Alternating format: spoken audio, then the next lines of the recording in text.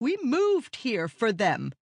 And you sought their counsel before we bought this house, I said, flinging a hand toward the modest home behind me. And they encouraged us to buy. Said we should absolutely invest in Duluth. Did you remind them of that?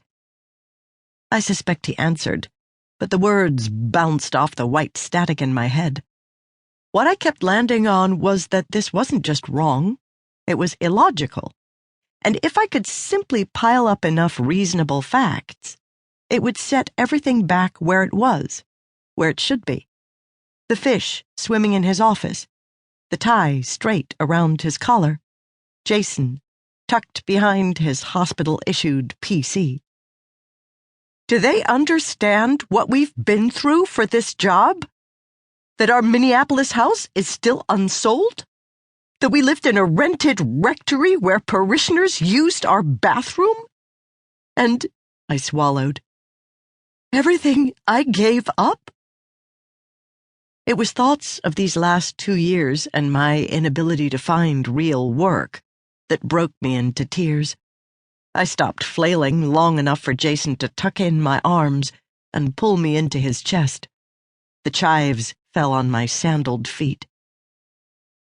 Over the next day, we oscillated between who was comforting whom, as one of us would take point, directly facing this untenable situation, while the other would draft behind, shouting out platitudes of encouragement. It'll all work out.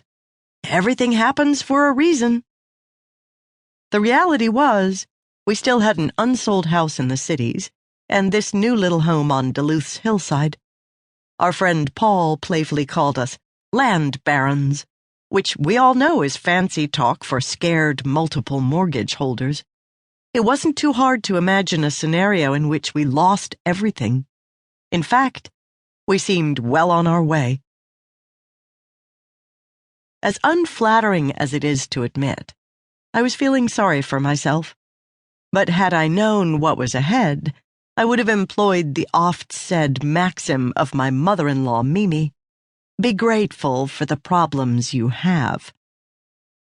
The next day, we received a call that obscured all employment worries and set our lives in a slingshot pointed to Asia. Jason's younger brother, Brian, an expat living in Cambodia, had suffered a severe drug overdose and lay in a coma in Phnom Penh, half a planet away. And it was there that a medical team, impatient to clear the bed, was eager to pull life support. This triggered a flurry of our own calls to the State Department, the U.S. Consulate, and 2 U.S. Senators' offices to expedite Jason's lapsed passport.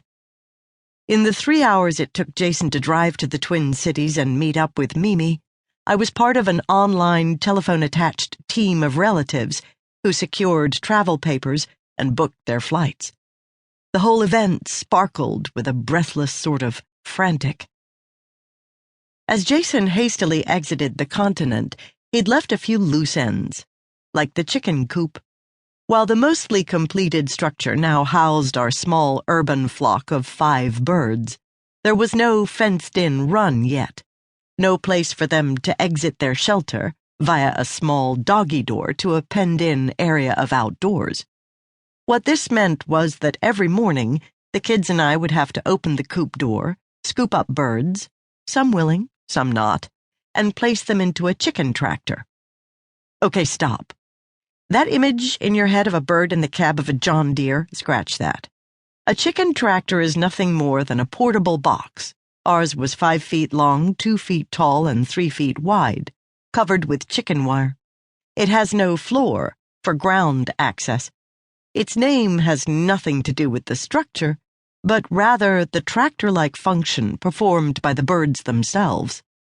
Inside, as chickens forage for grasses, bugs, and seeds, they dig, weed, and fertilize the land as they go, all tasks modern tractors perform.